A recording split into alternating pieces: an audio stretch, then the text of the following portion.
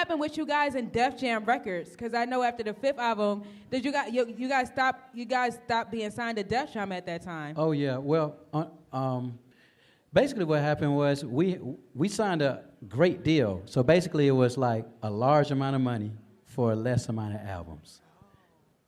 So it was like a three album option. No, Yeah, three. it was a 3 with a 2-year, 2 Yeah, albums. something like that, too. So basically, what happened was we tried to renegotiate with them, and we just couldn't come to terms. So we were like, "Yo, just let us go then," you know what I mean? So we can do our own thing. And they were like, "Cool," it was no love lost. We appreciate everything that Def Jam did. They helped us to continue the 112 legacy, and we're forever grateful. But a lot of times people get, because we heard the backlash. We heard all the backlash stuff. 112 they beefing with.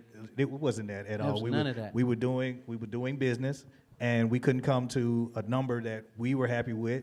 They weren't willing to go any further than where they were going. So we was like, yo, just all right, well, let us go then. And they were like, cool, And the great thing about that is that they just allowed us to go without there being any kind of what's the word I'm looking for, Sha?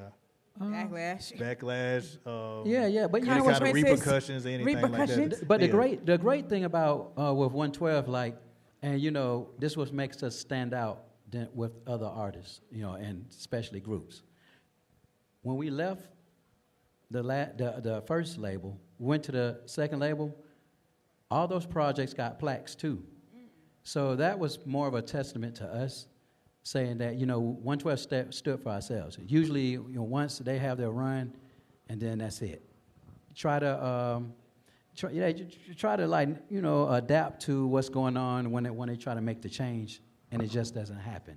With 112, we left out on the high road. The 5th album, it was You Already Know. Mm-hmm. That was a #1 record. Album went platinum. We threw the deuces. You know what I'm saying? So, we're definitely businessmen.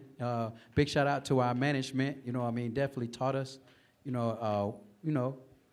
how to maneuver the industry. Ooh, I like that one.